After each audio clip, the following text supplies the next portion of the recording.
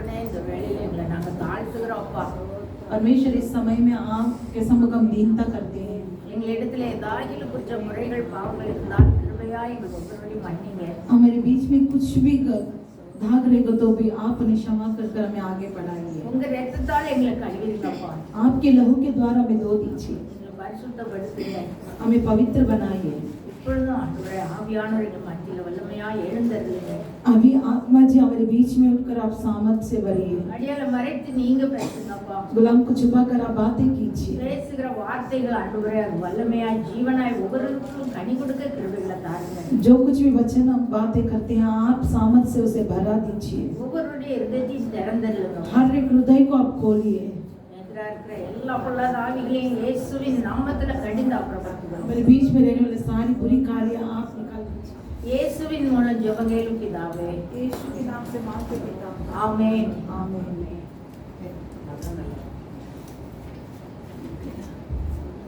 இந்த நாளிலும் நாம் தியானிக்கும்படியாக தேவன் தந்த வார்த்தை इस समय में ध्यान करने के लिए दिए गए वचन யோவான் 14 அதிகாரம் 6வது வசனம். யோவான் 14 अध्याय 6वां वचन। அதற்கு இயேசு, நானே வழியும் சத்தியமும் ஜீவனுமாய் இருக்கிறேன், என்னை அல்லாமல் ஒருவனும் பிதாவினிடத்தில் வரான். அதற்கு இயேசு, நானே வழியும் நான் சத்தியமும் ஜீவனுமாய் இருக்கிறேன், என்னாலே அல்லாமல் ஒருவனும் பிதாவினிடத்தில் வரான். இயேசுவானவர் சொல்றாரு, நானே வழி சத்தியம் ஜீவன் மூன்றுமா அவர் தான் இருக்கிறார். यीशु ने कहा है मैं ही सत्य और जीवन मार्ग हूँ। அவரே நமக்கு வழியா இருக்கிறார். वही हमारे लिए मार्ग है। சத்தியமா இருக்கிறேன் ஜீவனா இருக்கிறேன்னு சொல்றாரு. परमेश्वर यहाँ पर कहता है मैं सत्य और जीवन हूँ कर कर कहता है। எதுக்கு வழியா இருக்கிறார்? किस लिए मार्ग है? எங்க கொண்டு போறதுக்கு அவர் வழி செய்யறார் நமக்கு. कहाँ पर ले जाने के लिए हमें मार्ग दिखलाते हैं। அது பாருங்க, நம்ம எல்லாரும் பிதாவின் இடத்துல கொண்டு போகிறதுக்கு தான் இயேசு கிறிஸ்து என்ன செய்தார்? வழியா இருக்கிறார். लेकिन परमेश्वर यीशु मसीह इस तरह कहता है कि पिता के पास ले जाने के लिए हमारे लिए और आपके लिए मार्गों को बनाता है। இந்த வசனத்திலேயே போட்டுருக்கு பாருங்க, இயேசு நானே வழியும் சத்தியமும் ஜீவனுமாய் இருக்கிறேன். यहाँ वचन में लिखा है देखिए मैं ही मार्ग और सत्य जीवन हूँ, என்னாலே அல்லாமல் ஒருவனும் பிதாவின் இடத்தில் வரான். मेरे द्वारा कोई भी पिता के पास नहीं पहुँच सकता। அப்போ பிதா கிட்ட போகிறதுக்கு வழி சத்தியம் ஜீவன் எல்லாம் இயேசு மாத்திரம். जब पिता के पास हमें जाना है तो यीशु मसीह द्वारा हम जाना पड़ता है। அப்போ இயேசுவானவருடைய ஒரே ஏம் என்னதான்? பிதா கிட்ட நம்மளை கொண்டு போகணும். लेकिन यीशु मसीह की योजना क्या है? केवल पिता के पास ले जाना है। இன்னும் பாருங்க, எபிரேயர் 10 அதிகாரம் 19வது வசனம் பாருங்க. इब्रिय 10 और 11 19 देखिए। 19 20 22 வரை. சகோதரரே, நாம் பரிசுத்தத்திலே பிரவேசிப்பதற்கு இயேசுவானவர் தமது மாம்சமாகிய திரையின் வழியாய் புதிதும் ஜீவனுமான மார்க்கத்தை நமக்கு உண்டு பண்ணினபடியால் அந்த மார்க்கத்தின் வழியாய் பிரவேசிப்பதற்கு அவருடைய இரத்தத்தினாலே நமக்கு தைரியம் உண்டாயிருக்கிறபடியினாலும்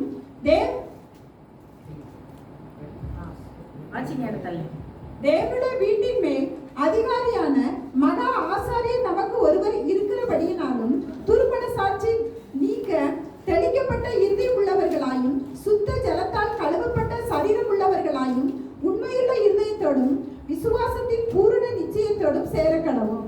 பாருங்க, இயேசு கிறிஸ்து யாருன்னு போட்டிருக்கு? தேவனுடைய வீட்டின் மேல் அதிகாரியான மகா ஆசாரியர் நமக்கு ஒருவர் இருக்கிறார். யார்? அவர்தான் இயேசு கிறிஸ்து. देखिए परमेश्वर के पास महायाजक बनकर हमारे लिए वो बैठा है। அப்போ பாருங்க, தேவனுடைய வீட்டுக்கு அவர்தான் அதிகாரி.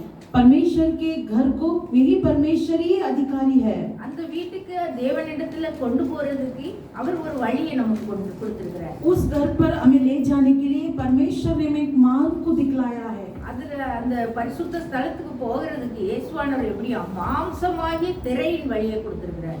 देखिए उस जगह पर यानी वो पवित्र जगह पर जाने के लिए यीशु मसीह के मार्ग के द्वारा हम जाना पड़ता है। இயேசுவானவருடைய மாம்சமாகிய திரையின் வழியா நம்ம உள்ள போகிறோம். यीशु मसीह की शरीर के अनुसार उस मार्ग में हमें जाना है। அவருடைய இரத்தத்தினால போகிறதுக்கு நமக்கு தைரியம் உண்டாயிருக்கணும். उनके लहू के द्वारा जाने के लिए हमें धैर्य मिला है। அப்போ தேவனுடைய வீட்டுக்கு தேவனிடத்துல நம்ம போகிறதுக்கு நமக்கு எப்படிப்பட்ட வாசலை வழியை ஆண்டவர் உருவாக்கி வச்சிருக்கிறார் இயேசுவானவர். पिता के घर पे जाने के लिए यीशु मसीह ने हमारे लिए कौन सी मार्ग को अपनाया है?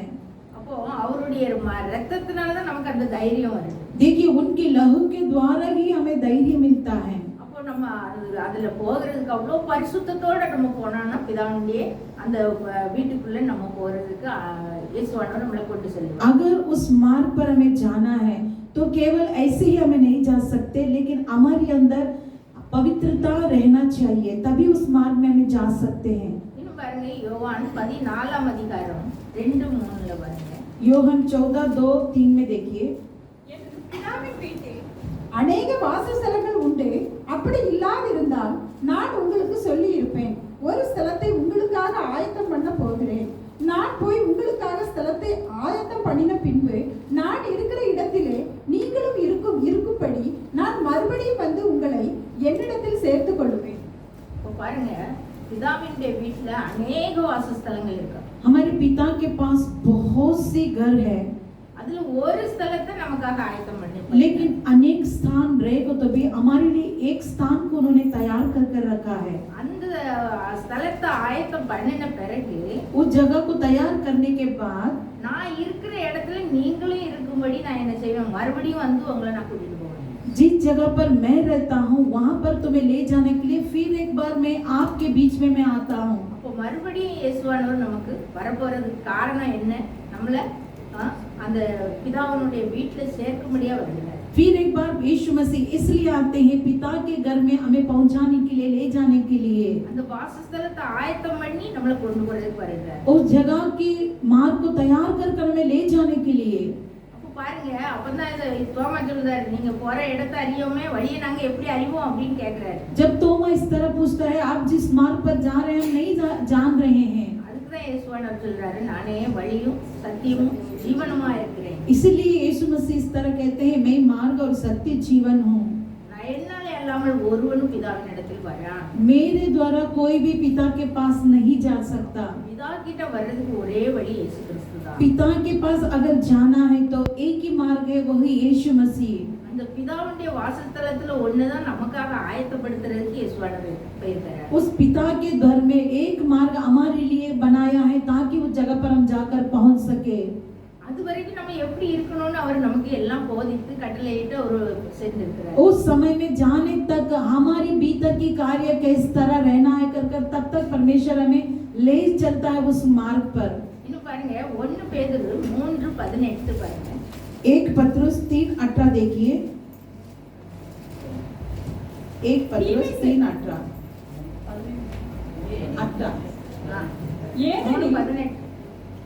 ஏனெனில் கிறிஸ்துவும் நம்மை தேவனிடத்தில் சேர்க்கும்படி நீதியுள்ளவர்களுக்கு பதிலாக நீதியுள்ளவராய் பாவங்களின் நிமித்தம் ஒரு தரம் பாடுபட்டார்.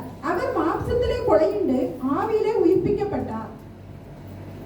பாருங்க கிறிஸ்துவும் நம்மை தேவனிடத்துல சேர்க்கும்படி, ஆண்டவர் கிட்ட பிதா கிட்ட சேர்க்கும்படி, परमेश्वर हमें पिता के पास ले जाने के लिए அநீதி உள்ளவர்களுக்கு பதிலாக நீதி உள்ளவராய் பாவங்களின் நிமித்தம் ஒரு தரம் பாடுபட்டார்.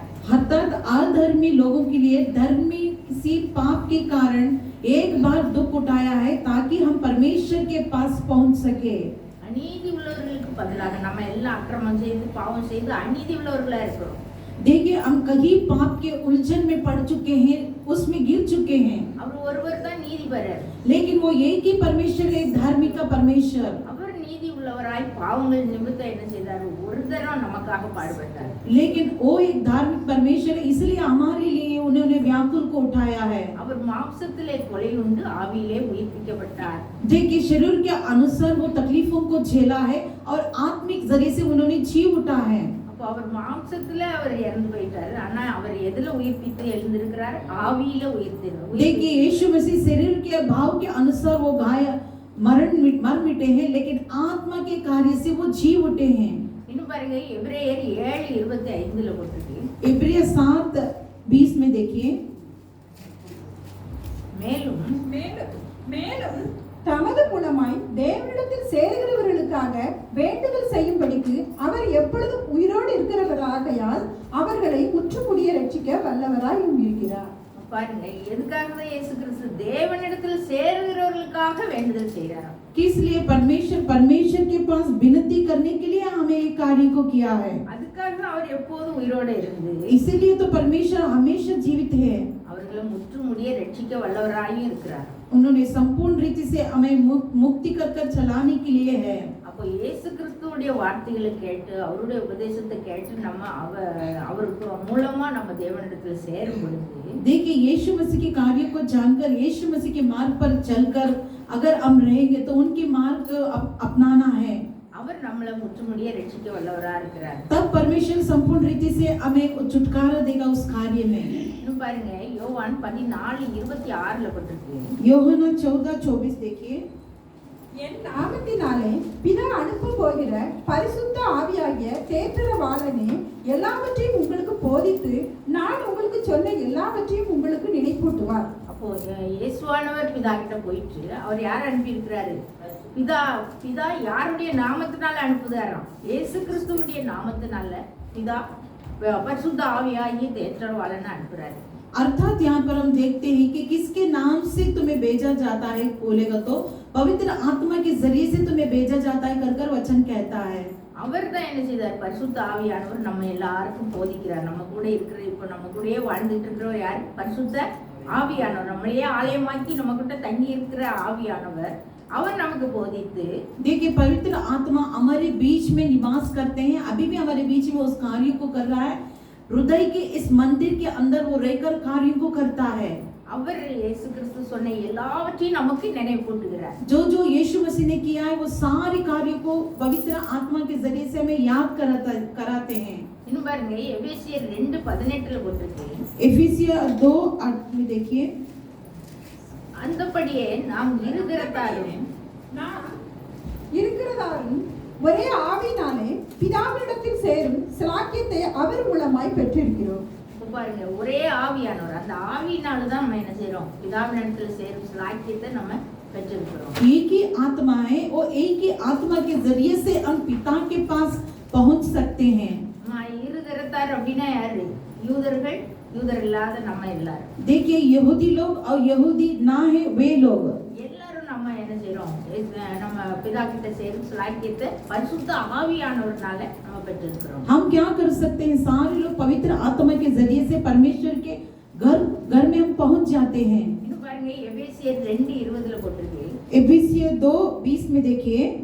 அப்போஸ்தலர் தீர்க்கதரிசிகள் என்பவர்களுடைய அஸ்திபாரத்தின் மேல் கட்டப்பட்டவர்களுமாய் இருக்கிறீர்கள். அதற்கு இயேசு கிறிஸ்துவே மூலைக்கல்லாயும் இருக்கிறார். 19 வாசிங்க.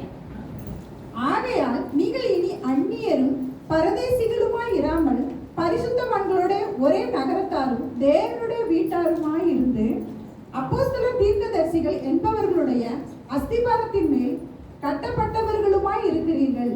அதற்கு இயேசு கிறிஸ்து தாமே மூலைக்கல்லாய் இருக்கிறார். பாருங்க, நம்ம அந்நியர் இல்லை. இப்போ நம்ம யூதர் இல்லாதவங்க நம்ம அந்நியர் அப்படின்னு நம்ம யோசிக்கல. देखिए, यहूदी लोग नहीं, हम अन्य लोग नहीं. நம்ம இயேசு கிறிஸ்துவை நம்ம சேவிக்கிறதுனால यीशु मसीह को हम सेवन करते हैं. நம்ம அந்நியரும் பரதேசிகளுமாய் இராமல் हम अन्य के लोगों के समान और हम परदेसी भी नहीं हैं. பரிசுத்தவான்களுடைய ஒரே நகரத்தாரும் पवित्र लोगों के साथ एक ही नगर के लोग हम बनेंगे. தேவனுடைய வீட்டாருமா இருக்கிறோம். परमेश्वर के घराने लोग कर कहेंगे. அப்போ நம்ம எல்லாரும் யாருடைய வீட்டாரா இருக்கோம்? हम सब लोग कौन से घराने के कहते हैं? परमेश्वर के घराने. நம்ம எல்லாரும் தேவனுடைய வீட்டாரா இருக்கிறோம். हम सब परमेश्वर के घराने के लोग हैं. அப்போஸ்தலர் தீர்க்கதரிசிகள் என்பவருடைய அஸ்திபாரத்தின் மேல் கட்டப்பட்டவர்களுமாய் இருக்கிறோம். देखिए, प्रेरित लोग और भविष्यद्वक्ता लोगों के नींव के ऊपर जिसका कोने का पत्थर है वो ही यीशु मसीह है. நம்மளை நடத்துறவங்க யாரு? हमें चलाने वाले कौन हैं? அப்போஸ்தலர், प्रेरित लोग, தீர்க்கதரிசிகள், भविष्यद्वक्ता लोग. நம்ம சர்ச்சில் நமக்கு ஐயா நமக்கு போதிச்சு நடத்தினாங்க. देखिए, हमारी कलीसिया में अपने अय्या हमें चलाते हैं. இன்னும் தீர்க்கதரிசிகள் और भविष्यद्वक्ता लोग அவங்க சொல்றதெல்லாம் அந்த அஸ்திபாரத்தின் மேல நம்ம கட்டப்பட்டிருக்கிறோம். देखिए जो वो लोग बोलते हैं वही कारण वो नींव के समान उस जगह पर खड़ा रहता है. இது எல்லாத்தையும் போதித்தவர் யாரு? இயேசு கிறிஸ்து. அவர்தான் மூளைக்கல்லா. लेकिन ये सारा कार्य को तय किया कौन है? वो यीशु मसीह है. அவர்தான் நமக்கு மூளைக்கல். वही हमारा कोने का पत्थर है.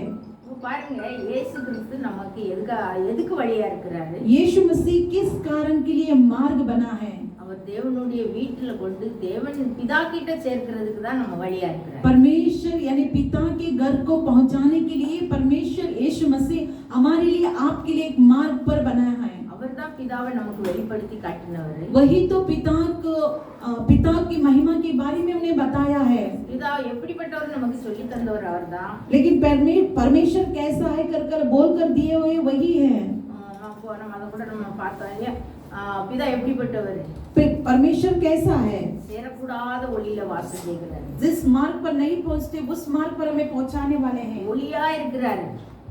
मार्ग है. ஒளியே வஸ்திரமா தரித்திருக்கிறார். वही उजाला के वस्त्र को वो पहने हैं. அவர் எப்படி? வானம் அவருக்கு சிங்காசனம், பூமி அவருக்கு பாதபடியா இருக்கிறார். देखिए आकाश उनका सिंहासन है, पृथ्वी उनकी चरणों की चौकी है. அப்போ பாருங்க, அவர் வானத்துல அவருக்கு சிங்காசனத்துல உட்கார்ந்து இருக்காரு. இப்ப நமக்கு பூமி உருண்டையா இருக்கு இல்லையா? देखिए आसमान में परमेश्वर सिंहासन पर विराजमान है क्योंकि पृथ्वी गोल आकार है. நமக்கு ஒரு வானம் தெரியுது. लेकिन हमारे लिए एक आकाश दिखता है. இந்த பூமியை கடந்து வானம் இருக்கு. लेकिन इस पृथ्वी के बाद आसमान है. வானாதி வானங்கள் இருக்கு. देखिए मेघों के ऊपर मेघ में. அப்போ பாருங்க, பூமி ஒரு கோள். देखिए पृथ्वी एक गोलाकार है. அது போல நிறைய கோள்கள் இருக்கு. लेकिन कहीं ऐसी कार्य है. அப்போ பாருங்க, அந்த அது ஒவ்வொன்றும் அந்த செவ்வாய் கிரகத்தை கண்டுபிடிச்சோம், அதை கண்டுபிடிச்சோம் அப்படி சொல்றாங்க. देखिए चंद्रमा लोग पहुंच चुके हैं, वहां पर पहुंच चुके कर कई कार्य को जांचकारी किया है. அப்போ பூமி சுற்றி வர்ற மாதிரி நிறைய கிரகங்கள் சுற்றி வருது. देखिए सारी ग्रहों को पृथ्वी के चारों ओर वो घूमती है. அதுக்கு மேலதான் அதுதான் ஆகாய விரிவுன்னு ஆண்டவர் சொல்றாரு. उसी कार्य को आदलोक के कार्य को इस जगह पर हम देखते हैं. அப்ப இந்த பூமி உருண்டை மேலதான் ஆண்டவர் என்ன பிதாவானவர் உட்கார்ந்திருக்கிறார். देखिए इस கால்களை வச்சிருக்கிறார். देखिए इस पृथ्वी के चारों को यही गोल आकार में परमेश्वर सारे कार्य को इंतजाम कर रखा है. இந்த கிரகங்கள்லாம் ஒரு பரிசுத்தவான் சொல்றது கேட்டிருக்கேன். கிரகங்கள்லாம் அப்படி சுத்தி வரும்போது देखिए सारी ग्रह क्या करती है? पृथ्वी के चारों ओर घूम कर आती है. ஆண்டவர் பக்கத்துல பிதாவை முன்னாடி வரும்போது எல்லாம் அப்படி தலை சாய்ந்து அவரை வணங்கிட்டு போகும். जब ये सारा ग्रह पिता के सम्मुख आता है तो वो सारी ग्रह पिता के सम्मुख अपने सर को झुकाकर नमन करते हैं. அப்படி அவர் அவ்வளோ வல்லமையா அவ்வளோ ஒரு பராக்கிரமா இருக்கிறாங்க. देखिए उतनी बड़ी सामर्थ्य परमेश्वर हमारा पिता है. அவர் ரொம்ப பெரியவர். वो बहुत बड़ा है. நம்ம யாரும் அவர் அறியல. देखिए हम उनको कोई नहीं जानते हैं. இயேசு கிறிஸ்து அவரை கொண்டு வந்து நமக்கு வெளிப்படுத்தினார். यीशु मसीह उनको अपने बीच में बताया है.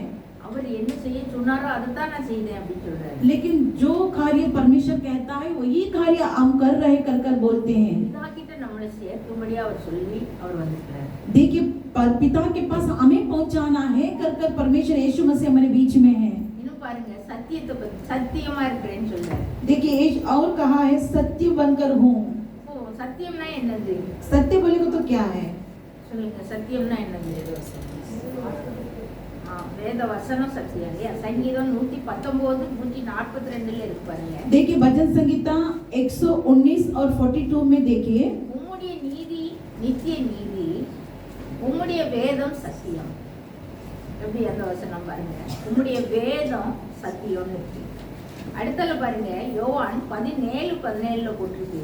யோவான் 17:17 को देखिए, உம்முடைய சத்தியத்தினாலே அவர்களை பரிசுத்தமாக்கும், आपकी सत्य के अनुसार उन्हें पवित्र बनाइए. உம்முடைய வசனமே சத்தியம். आपकी वचन ही सत्य है. அப்போ பாருங்க, வேதம் இந்த பரிசுத்த வேதாகமோ சத்தியம்னு போட்டிருக்கு. देखिए ये पवित्र शास्त्री एक सत्य है कर दिखलाती है. இந்த சத்தியத்தினால நமக்கு என்ன கிடைக்குது? நம்ம பரிசுத்தமாக்கப்படுகிறோம். देखिए ये सत्य को हमें क्या दिखाता है? इसमें सत्य के बिना में सत्य के अनुसार में पवित्र बनना है. இந்த வசனமே, உம்முடைய வசனமே சத்தியம். आपकी वचन ही सत्य है. அப்போ பிதாவுடைய வசனம், அவருடைய வார்த்தை அதுதான் சத்தியம். पिता का वचन उनकी वचन ही सत्य है कर दिखलाती है. அப்போ பிதாவுடைய வார்த்தை தான் நமக்கு சத்தியமா வேதமா இருக்குது. परमेश्वर का वचन ही सत्य है कर दिखाती है। பாருங்க யோவான் 1:1 போட்டிருக்கேன். யோவான் 1:1 में देखिए, எல்லாருக்குமே தெரிஞ்ச வசனம் தான். ஆதியிலே வார்த்தை இருந்தது, அந்த வார்த்தை தேவனிடத்தில் இருந்தது, அந்த வார்த்தை தேவனாய் இருந்தது. அந்த வார்த்தை ஆதியில வார்த்தை இருந்துச்சாம். आदि में परमेश्वर था। அந்த வார்த்தை யார்கிட்ட இருந்தது? தேவனிடத்துல, பிதா கிட்ட இருந்தது. वो वचन किसके पास था? वो परमेश्वर के पास था। அந்த வார்த்தையே தேவனா இருந்துச்சாம். वो वचन ही परमेश्वर है।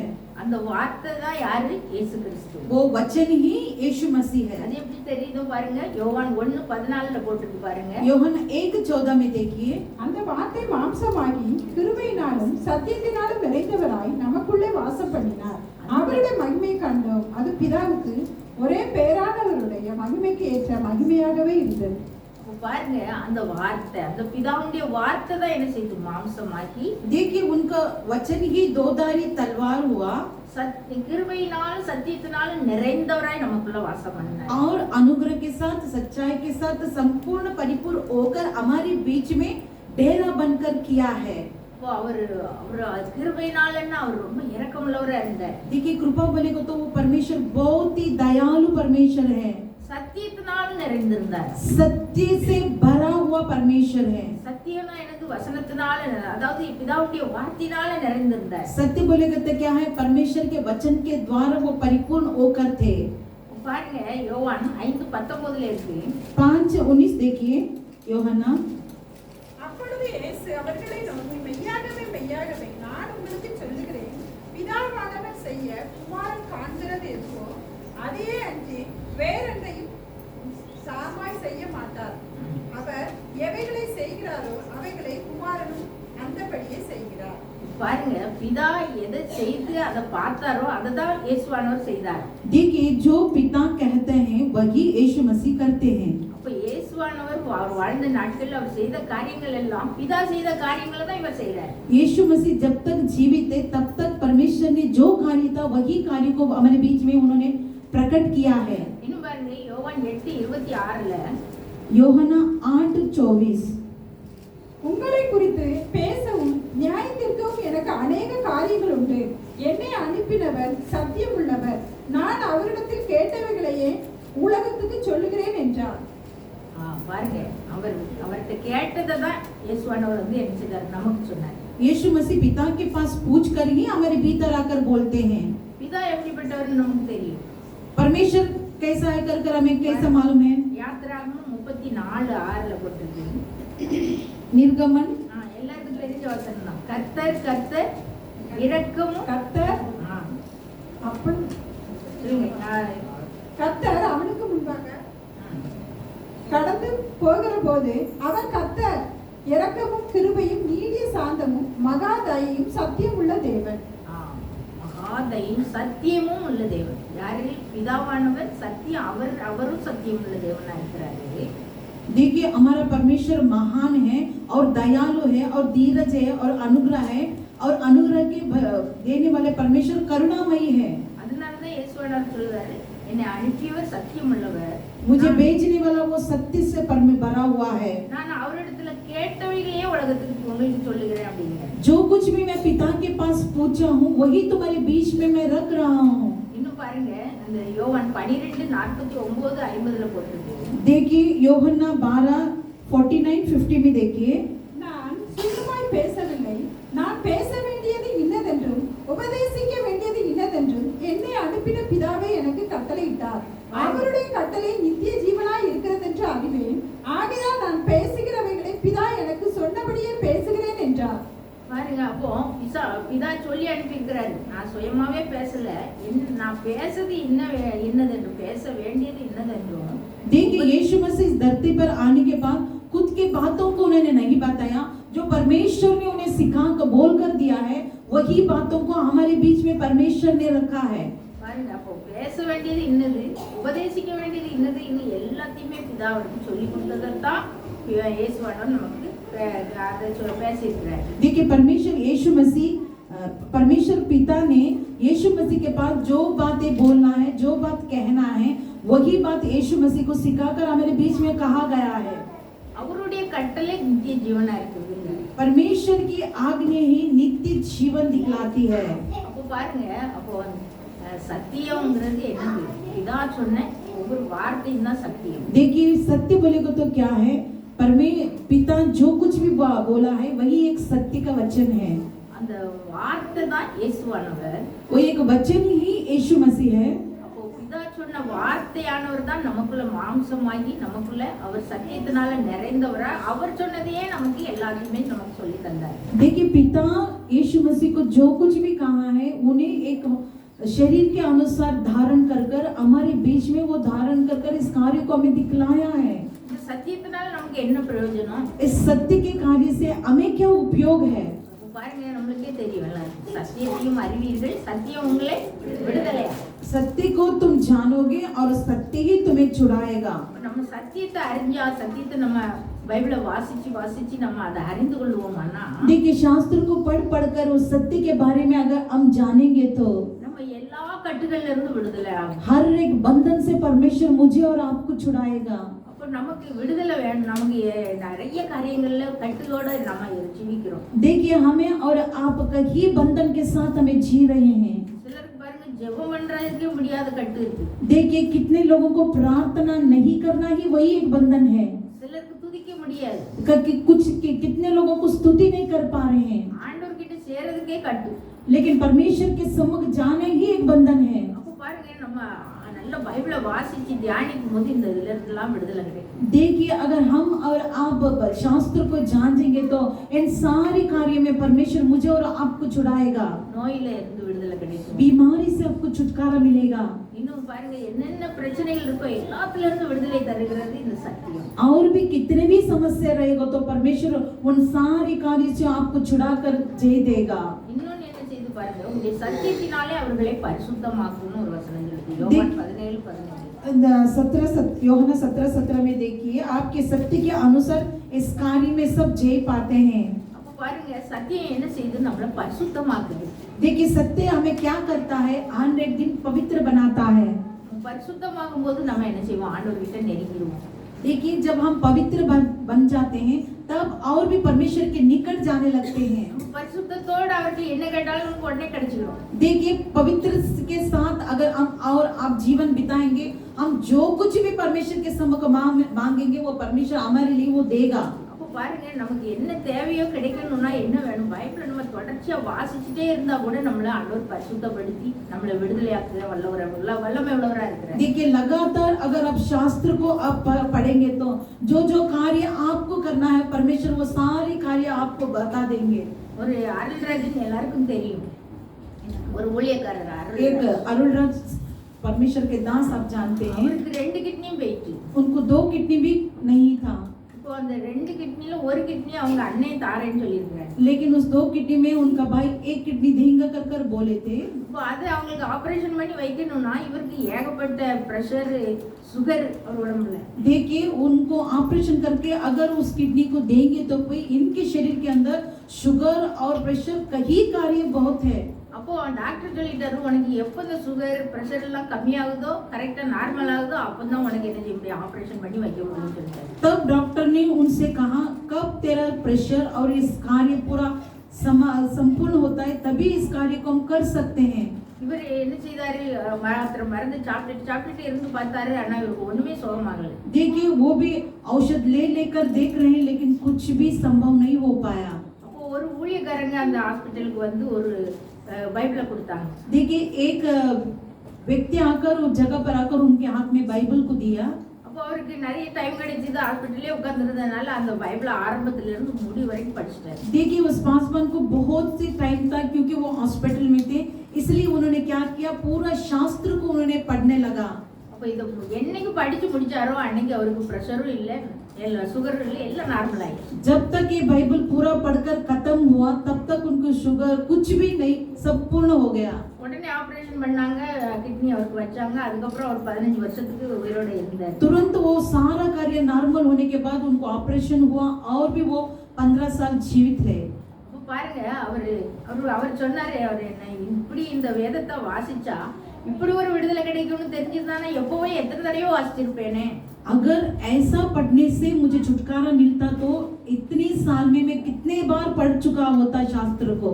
அப்ப பாருங்க, சத்தியம் நம்மள விடுதலையாக்கும். क्योंकि सत्य हमें छुड़ाता है। அப்ப நம்ம கவனமா பைபிளை ஃபுல்லா வாசிச்சா ஒரு பிரச்சனையில இருந்து நமக்கு விடுதலை ஆகணும்னு நம்ம நினைச்சோம்னா அந்த பைபிளை முழுமையா வாசிச்சு ஆண்டவர்கிட்ட கேட்டாலே கண்டிப்பா என்ன செய்வார், அவர் பரிசுத்தப்படுத்திடுவாரு. நம்ம பரிசுத்தத்தோட அவர் பக்கத்துல இருந்து கேட்கும் பொழுது நமக்கு விடுதலை கிடைக்கும். देखिए, अगर बाइबल शास्त्र को आप ध्यान से पढ़ेंगे, उसे संपूर्ण पढ़कर आकर छुटकारा मिलेगा, तो परमेश्वर उसी कार्य में आपको छुटकारा देकर हर एक दिन हमें और आपको परमेश्वर की इच्छा के अनुसार हमें तैयार कर कर उनके सम्मुख में खड़े रहने के लिए परमेश्वर हमें सिद्ध बनाता है। பாருங்க, இயேசுவானவர் தான் என்ன சத்தியமா இருந்து நம்மளை விடுதலை பண்ணுகிறார். यीशु मसीह कौन है? सत्य बनकर हमारे बीच में रहकर हमें छुड़ाता है। மெய்யா அது என்னது, குமாரன் விடுதலை ஆக்கினால் மெய்யாகவே விடுதலை ஆவீர்கள். पुत्र छुटकारा देता, वही एक सच्चा छुटकारा है। இந்த வார்த்தை விடுதலை நம்மளை ஆக்குகிறதா இருக்குது, அதுல நம்ம விடுதலை அடைகிறோம். ये वचन हमें और आपको छुटकारा देता है, इसलिए तो उस कार्य को हमें ग्रहण करना है। அடுத்தல பாருங்க, ஒரு ஜீவனா இருக்கிறார். लेकिन उसके बाद में देखिए, परमेश्वर हमारे लिए आपके लिए एक जीवन सा है। பாருங்க, 1 யோவான் 5ஆம் அதிகாரம் 11ல இருக்கு பாருங்க. देखिए 1 யோவான் 5:11 देखिए। 1 யோவான் 5:11 தேவன் நமக்கு நித்திய ஜீவனை தந்திருக்கிறார். அந்த ஜீவன் அவருடைய குமாரனில் இருக்கிறது என்பதே அந்த சாட்சியா. பாருங்க, தேவன் நமக்கு நித்திய ஜீவனை தந்துட்டாரு. देखिए, परमेश्वर हमारे लिए नित्य जीवन को दिया है। அந்த ஜீவன் யார்கிட்ட தான் இருக்கு? அவருடைய குமாரன்ல தான் இருக்கு. देखिए, वो अनंत काल का जीवन किसके पास है? वो परमेश्वर यीशु मसीह के पास है। அப்போ அந்த ஜீவன் அவர் யார்கிட்ட தான் இருக்கு? குமாரன் கிட்ட தான் இருக்கு. वो जीवन किसके पास है? वो पुत्र के पास है। அவர் தான் ஜீவனா இருக்கிறார். वही एक जीवन है हमारे लिए। இன்னும் பாருங்க, யோவான் 11:25வது வசனத்துல இருக்கு பாருங்க. யோவான் 11:25 को देखिए। இயேசு அவனை நோக்கி, நானே உயிர்த்தெழுதலும் ஜீவனுமாய் இருக்கிறேன். என்னை விசுவாசிக்கிறவன் மரித்தாலும் பிழைப்பான். நானே உயிர்த்தெழுதலும் ஜீவனுமா இருக்கிறேன்னு அவரே சொல்றார். मैं ही पुनरुत्थान और जीवन हूँ कर कर कहता है। என்னை விசுவாசிக்கிறவன் மரித்தாலும் பிழைப்பான்னு சொல்லி தான் அவர் லாசருவை எழுப்புறார். जो कोई मुझ पर विश्वास करता है, अगर वो मरेगा तो भी वो जीवित होता है। இன்னும் பாருங்க, 1 யோவான் 5:20ல போட்டிருக்கு. देखिए, ये 1 யோவான் 5:20 में देखिए। அன்றியும் நாம் சத்தியம் உள்ளவரை அறிந்து கொள்வதற்கு தேவனுடைய குமாரன் வந்து நமக்கு புத்தியை தந்திருக்கிறார் என்றும் அறிவோம். அவருடைய குமாரனாகிய இயேசு கிறிஸ்து எண்ணப்பட்ட சத்தியம் உள்ளவருக்குள்ளும் இருக்கிறோம். இவரே மெய்யான தேவன், தேவனும் நித்திய ஜீவனுமாய் இருக்கிறார். இயேசு கிறிஸ்து தான் எப்படி மெய்யான தேவனும் நித்திய ஜீவனுமாய் இருக்கிறார். देखिए, यीशु मसीह एक सच्चा परमेश्वर है, वही अनंत काल का परमेश्वर और वही अनंत काल का प्रभु है। அப்ப இயேசு தான் யாரு? நித்திய ஜீவன், ஜீவனா இருக்கிறார். यीशु मसीह कौन है? वही नित्य अनंत काल का परमेश्वर है। वो अनंत काल का परमेश्वर ही हमारे बीच में जीवन बनकर खड़ा है। இன்னும் பாருங்க, யோவான் 1:4ல எழுதிருக்கு. யோவான் 1:4 में देखिए। அவருக்குள் ஜீவன் இருந்தது, அந்த ஜீவன் மனுஷருக்கு ஒளியாய் இருந்தது. பாருங்க, அந்த ஜீவன், அவருக்குள்ள ஜீவன் இருந்தது. யாருக்குள்ள? அந்த வார்த்தைக்குள்ள ஜீவன் இருந்தது. देखिए, उनके अंदर जीवन था, वो जीवन ही परमेश्वर का वचन था। அந்த ஜீவன் மனுஷருக்கு ஒளியா இருந்துச்சு. वही एक जीवन मनुष्य के अंदर ज्योति बनकर प्रकट हुआ। அப்ப பாருங்க, இயேசு கிறிஸ்து தான் அவர் ஜீவனா இருக்கிறார். देखिए, यीशु मसीह हमारे बीच में जीवन बनकर खड़ा है। அப்போ அந்த அது மனுஷருக்கு ஒளியா இருக்கிறார். लेकिन परमेश्वर ने, यीशु मसीह ने कहा है, जो अंधेरे में है उनके लिए वो ज्योति बनकर है। அப்போ பாருங்க, மனுஷருக்கு எப்படி ஒளியா இருக்கிறார்? அது சங்கீதத்துல நம்ம படிக்கிறோம். 119ல பாருங்க, உங்களுடைய வசனம் என் கால்களுக்கு தீபமும் பாதைக்கு வெளிச்சமா இருக்கிறது. भजन संगीता 119 में हम देखते हैं, परमेश्वर का वचन ही हमारी मार्ग के लिए दीवट है। அப்போ இயேசு கிறிஸ்து தான் நமக்கு ஒளியாகவும் இருக்கிறார். क्योंकि यीशु मसीह हमारे लिए, आपके लिए मार्ग का उजाला बने हैं। இன்னும் பாருங்க, கர்த்தரே உனக்கு நித்திய வெளிச்சமா இருப்பாருன்னு இருக்கு வசனம். क्योंकि वचन इस तरह कहते हैं, परमेश्वर ही नित्य तेरे लिए उजाला बनकर है। அப்போ பாருங்க, அவர்தான் நமக்கு வெளிச்சமா இருக்கிறார். क्योंकि वही परमेश्वर हमारे लिए ज्योति है। அவர்தான் நித்திய ஜீவனா இருக்கிறார். वही अनंत काल के लिए हमारे लिए आपके लिए ज्योति है। அவர் வழியா தான் நம்ம என்ன செய்ய முடியும், பிதா கிட்ட சேர முடியும். उनके मार्ग के जरिए से ही हम पिता के पास पहुंच सकते हैं। இன்னும் பாருங்க, ஒரு கதை சொன்னாங்க. एक कहानी आपसे बोलती हूँ। ஒரு தகப்பனார் இருந்தாரு. एक पिता थे, அவருக்கு 2 பிள்ளைகள் இருந்தாங்க. आपको 2 बच्चे लोग थे। அவர் வந்து வெளிநாட்டுல அவரு ரொம்ப வசதியோட இருக்கிறாரு. बाहर गांव में वो बहुत धनवान थे, பிள்ளைகள் 2 பேரும் அம்மா கூட ஊர்ல இருக்கிறாங்க. लेकिन 2 बच्चे माँ के साथ गांव में थे। அவர் ரொம்ப வசதியா பெரிய அரண்மனையில இருக்கிறவர். அவர் 2 பேருக்கும் ஆளுக்கு ஒரு வாட்ச் அனுப்பினாரு. लेकिन उस जगह पर बहुत धनवान थे, लेकिन दोनों बच्चों के लिए वॉच उन्होंने भेजा। நீங்க 2 பேரும் என்ன செய்யணும், நீங்க என்ன செய்யணும், என்கிட்ட வந்துருங்க. लेकिन आप दोनों आप मेरे पास आ जाओ। வரும்போது இந்த வாட்ச் மறக்காம கட்டிட்டு வாங்க. लेकिन आने के समय में ये वॉच को अपने हाथों में भूले बिना आप पहनकर आ जाओ। அப்படி சொல்லி அவரே சொல்லிட்டார். वैसे बोलकर उन्होंने इस तरह कहा। அப்போ அந்த அவர் சொன்ன நாள் வந்துச்சு. இவங்க 2 பேரும் புறப்படுறாங்க. और उन्होंने जो भी कहा वो दिन आगे वो दोनों चलते हैं। அப்போ அந்த மூத்த பையன் அவன் என்ன செய்தான், உடனே வாட்ச் எடுத்து கட்டிக்கிட்டான். लेकिन वो बड़ा बेटा क्या किया, तुरंत वो वॉच को लेकर अपने हाथों में बांध दिया। அந்த 2வது பையன் என்ன செஞ்சான், வாட்ச் அவன் மறந்துட்டான். அவனுக்கு அவங்க அப்பா சொன்னது மறந்து போச்சு. लेकिन जो छोटा बेटा है, जो पिता ने कहा वो बात को उसने भूल गया। இப்போ அவங்க வரணும். लेकिन अब वो लोग जाना है। அப்பா இருக்க இடத்துக்கு வரணும்னா அவரு ஒரு வழி சொல்லி இருக்கிறாரு, ஒரு மேப் கொடுத்திருக்கிறாரு. देखिए पिता के पास अगर वो आना है तो जैसे पिता ने एक मैप दिया है, उस मैप के अनुसार वो लोग उस मार्ग पर आना है। இப்போ 2 பேரும் அந்த மேப்பை வச்சுட்டே போகும்போது ஒரு வழி வருது. அந்த வழி देखिए दोनों वो मैप रखकर जाते समय एक मार्ग आता है। அந்த வழியில வந்தா அதுல ஒரே பள்ளமும் மேடமா அப்படி ஒரு உள்ள மோசமான வழியா இருக்கு. देखिए उस मार्ग पर आते समय वो मार्ग बहुत खतरनाक रहता है, वही मार्ग पर वो चलते हैं। அப்போ அப்பா சொன்னா அதுபடி தான் போகணும்னு சொல்லி அந்த மூத்த மகன் அவன் பாட்டு போயிட்டு இருக்கான் அந்த வழியில. देखिए जैसे पिता कहा है वैसे ही जाना है कर बड़ा बेटा उसी मार्ग पर चलता है। இந்த 2வது உள்ளவன் பின்னாடியே வந்தா இது பாதை ரொம்ப மோசமா இருக்கு, பக்கத்துல இருக்க பாதை ரொம்ப அழகா இருக்கு, அது வழியா வந்து நான் இதுல ஜாயின் பண்ணிடுவேன், அவன் அந்த பக்கமா போயிட்டான். लेकिन दूसरा बेटा इस तरह कहा ये मार्ग बहुत कठिन है, इस पर मैं नहीं जा सकता हूँ कर बाजू के रास्ते पर वो ऐसे जाकर आगे मैं मिल लूंगा कर ऐसे सोचकर उस मार्ग पर चला। இன்னும் கொஞ்ச தூரம் வந்து அவங்க ரொம்ப ஒரு நெருப்பா எரிஞ்சிட்டு இருக்கு அந்த இடத்துல. देखिए और थोड़ा आगे आने के बाद बहुत सी आग उस जगह पर जल रही है। இது என்ன இந்த वழியா அப்ப வர சொல்லிருக்காங்களே அப்படின்னு சொல்லும்போது அந்த வாட்ச்ல இருந்து சத்தம் கேட்குது. लेकिन इस क्या पिता इस मार्ग पर आने के लिए मुझे बोला है क्या कर तुरंत उस वॉच में आने वाले आवाज को सुनते हैं। அந்த வாட்ச்ல இருந்து அந்த ஒரு சத்தம் கேக்குது. எப்படின்னா, நீ வலது பக்கமா போ, அங்க ஒரு சின்ன ஒரு சுவிட்ச் இருக்கு, அதை நீ அமுக்கு அப்படின்னு சொல்லி. देखिए वो वॉच इस तरह कहता है तो दाहिनी और मोड़ उस जगह पर एक स्विच है, उस स्विच को तो चालू कर बोलते हैं। அப்ப அவன் சுவிட்ச் ஆன் பண்ணன உடனே அங்க ஒரு சுரங்க பாதை தெரியுது. அது வழியா அவன் கீழே இறங்கி போனா அங்க அவனுக்கு நெருப்பு இல்ல ஒண்ணு இல்ல, தப்பிச்சு வெளியே வந்துட்டான். देखिए उस स्विच को उसने दबाते ही उस मार्ग को खुलने लगा और उस मार्ग के जरिए से वो बाहर आने लगा। उस जगह पर कोई भी खतरे की बात नहीं थी।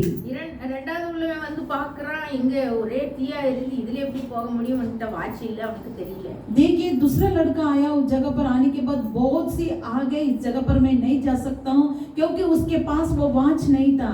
இப்போ இந்த குகை வழியா இவன் போன அடுத்த நிமிஷம் என்ன செய்து, ஒரு பெரிய ஆறு தண்ணி போயிட்டு இருக்கு. देखिए उस जगह पर जाते समय बहुत बड़ी पानी की खाई उसके ऊपर आने लगा। அப்போ இந்த தண்ணி வழியா நான் எப்படி போறது அப்படின்னு அவன் யோசிக்கும் போது इस मार्ग के अंदर मैं कैसे जा सकता हूँ कर चिंतित था। திரும்ப அந்த வாட்ச்ல இருந்து சத்தம் கேட்குது. फिर एक बार उस वॉच के अंदर एक आवाज आने लगा, அந்த ஓரத்துல இருக்க அந்த சுவிட்சை நீ அமுக்கு, அங்க ஒரு போட் வரும் அப்படின்னு. उस जगह पर जाकर उस स्विच को दबा, तब जाकर एक जगह पर नाव आती है, उस पर तू बैठ जा। இப்போ அவன் எனக்கு அந்த போட்டை எடுத்து அதுல ஓட்டிட்டு அவன் என்ன செஞ்சான், அந்த தண்ணியை கடந்து போயிடுறான். देखिए वो बोट के ऊपर बैठकर उस पानी से बढ़कर आगे निकलता है। அப்புறம் அங்க ஒரு ஹெலிகாப்டர் நின்னுச்சு. அவன் கரெக்டா போய் அவங்க அப்பா வீட்டுலயே போய் இறங்கிட்டான். उस जगह पर जाकर हेलीकॉप्टर मिलती है, उसमें बैठकर वो उसके पिता के घर पे वो लौट जाता है। பாருங்க, இந்த 2 பையங்கள்ல இவன் கீழ்ப்படிந்ததுனால, அப்பா சொன்னது அப்படியே அவன் கேட்டு போறதுனால மூத்த பையன் அவங்க அப்பா வீட்டுக்கு போயிட்டான். देखिए ये बड़ा बेटा जिस तरह से पिता ने उसके साथ कहा वैसे ही वो करने के बाद जो कार्य में उसे जय पाना है वो सारी कार्य में जय पाकर जिस घर में पिता के घर में लौटना है वो पिता के घर पे वो लौट गया। ஆனா அந்த மூத்த பையன் முதல்லயே அவன் என்ன செய்தான், அப்ப அவங்க அப்பா சொன்ன பாதையை விட்டு விலகிட்டான். देखिए वो दूसरा लड़का जो पिता ने कहा गया उस मार्ग को छोड़कर दूसरी मार्ग को अपनाया। அவங்க சொன்ன அந்த வாட்சை கூட அசால்ட்டா விட்டுட்டு போயிட்டான். देखिए उसने उन्होंने कहा वो वॉच को पहन कर आना वो भी उसने छोड़ दिया उस जगह पर। அப்போ அப்பா கிட்ட போறதுக்கு அவனால முடியல. देखिए पिता के पास जाने के लिए उसे कोई भी मार्ग नहीं मिला। ஒரு கதையா இருந்தாலும் பாருங்க, கீழ்ப்படிதல் தான் ஆண்டவர் விரும்புறார். देखिए ये एक कहावत है, फिर भी इसके अंदर परमेश्वर के समक्ष अधीन होना हमें सिखाता है। அவர் கற்பனையின்படி நம்ம நடக்கணும். परमेश्वर की आज्ञा के अनुसार अगर हम और आप चलेंगे तो பழைய ஏற்பாட்டுல 10 கற்பனை அப்படி தந்தாலும் புதிய ஏற்பாட்டுல 2 சொல்லி தந்துட்டாரு. देखिए पुरानी नियम में 10 आज्ञा परमेश्वर ने हमें सिखा कर दिया है, वही नए करार में 2 ही कार्यों को बताया है। எல்லாருக்கும் தெரியும் இல்லையா? सबको मालूम है ना? முழு இதயத்தோடும், முழு ஆத்மாவோடும், முழு சிந்தையோடும், முழு பலத்தோடும் தேவனாய கர்த்தரிடத்துல पूर्ण मन से, पूर्ण ध्यान से, पूर्ण कार्य से परमेश्वर अगर तुम जाजोगे तो அப்போ நம்ம அவர்கிட்ட அன்பு கூறணும். ரெண்டாவது என்னது? तब परमेश्वर के अंदर हम प्रेम से जता सकते हैं। மற்றவங்களுக்கு நம்ம என்ன செய்யணும்னு நமக்கு என்ன செய்யணும்னு நினைக்குமோ அது போல நம்ம பிறருக்கு செய்யணும். जो कार्य हमें लिए करना है वो हम दूसरे के लिए भी कर सकते हैं। இந்த ரெண்டு கட்டளையே எல்லாம் அடங்கி இருக்குன்னு சொல்லிட்டாரு. देखिए 2 ही आगे में सारा परमेश्वर का कार्य उसमें अंदर छुपा हुआ है। இப்போ நம்ம இந்த சின்ன காரியத்துல இந்த அவர் சொன்ன அந்த கட்டளையில நம்ம அசால்ட்டா இருந்தோம்னா, देखिए वो छोटा सा कार्य था, लेकिन उस कार्य में अगर हम बेनिसार होकर रहेंगे तो அவர் கற்பனையின்படி நம்ம அவர் சொன்ன வார்த்தையின்படி நம்ம நடக்கல, परमेश्वर की आज्ञा के अनुसार अगर हम और आप नहीं चलेंगे तो பிதாவுடைய வீட்டுக்கு நம்ம போய் சேர முடியாது. परमेश्वर के घर के अंदर हम और आप नहीं पहुंच सकते हैं। அப்போ நம்ம என்ன செய்யணும்? ஆண்டவருடைய வார்த்தைகளுக்கு நம்ம கீழ்ப்படிகிறவர்களா இருக்கணும். इसलिए हमें क्या करना है? परमेश्वर के वचन के अनुसार हम अधीन होकर रहना है। கீழ்ப்படிகிறவங்களுக்கு தான் என்னது? பிதாவுடைய வீடு பரலோகம். देखिए परमेश्वर के समक्ष कौन अपने आप को अधीन करता है वही परमेश्वर का घर में प्रवेश कर सकता है। ஒரே வழி இயேசுவானவர். लेकिन एक ही मार्ग हमारे लिए यीशु मसीह है। இயேசுவானுடைய கற்பனையை கைக்கொள்ளாதவன் அவரிடத்துல அன்பில்லாதவன் இருக்கு. देखिए यीशु मसीह की आज्ञा अनुसार कोई भी ग्रहण नहीं कर सकता, उनके ऊपर प्रेम नहीं रहने वाला व्यक्ति है। அவருடைய வசனத்துக்கு செவி கொடுக்கலனா அவர்கிட்ட நம்ம அன்பு காட்டல. जो परमेश्वर के वचन को कान नहीं लगाता है वो परमेश्वर के लिए घिनौनी कार्य करता है। அவர் வசனத்தின்படி நடக்கிறவங்கட்ட பிதாவும் இயேசுவானவரும் சேர்ந்து வந்து வாசம் பண்ணுவான்னு சொல்றாங்க. देखिए परमेश्वर के अनुसार, उनकी इच्छा के अनुसार जो कोई भी चलता है, परमेश्वर यीशु मसीह और पिता दोनों मिलकर उनके साथ में रहते हैं। அப்போ நம்ம அவங்களுக்கு ஆண்டவர் நல்ல சத்தியத்தை சொல்லி தந்திருக்கிறாரு, அதன்படி நாம நடப்போம். देखिए परमेश्वर ने हमारे लिए आपके लिए एक सत्य के बातों को दिखाया है, उसी के अनुसार हम और आपको चलना है। கீழ்ப்படியும் போது பெரிய காரியங்கள் நம்ம கண்டடைவோம். परमेश्वर के सम्मुख अगर हम और आप अधीन होकर रहेंगे तो हमारे लिए वो बड़े कार्य करता है। प्रार्थना। இந்த கிருபை இறக்கமுள்ள दया से भरने वाले परमेश्वर, அப்பா, நாங்க பரலோக ராஜ்யத்துக்கு பிதாவினிடத்துல வர்றதுக்கு आपके पिता के पास हमें आने के लिए அப்பா நீங்க தான் வழியும் சத்தியமும் ஜீவனுமா இருக்கிறீங்க. पिता आप ही सत्य जीवन मार्ग है। நீங்க தான் எங்களை கொண்டு செல்ல வல்லவரா இருக்கிறீங்க. आप ही हमें ले जाने के लिए सामर्थ्य परमेश्वर है। அப்பா உம்முடைய வழியில நாங்க நடக்கும் பொழுது, आपके मार्ग में हमें चलते समय, அப்பா நாங்க உங்க சத்தியத்தை நாங்க அறியும் பொழுது, आपकी सत्य को हमें जांचने समय அந்த நித்திய ஜீவனை நாங்க பெற்றுக்கொள்கிறோம். उस नित्य राज्य को हम प्रवेश कर सकते हैं। அப்பா நீங்க எங்களுக்காக ஒரு ஸ்தலத்தை ஆயத்தப்படுத்தி हमारे लिए आपने एक स्थल को तैयार किया है।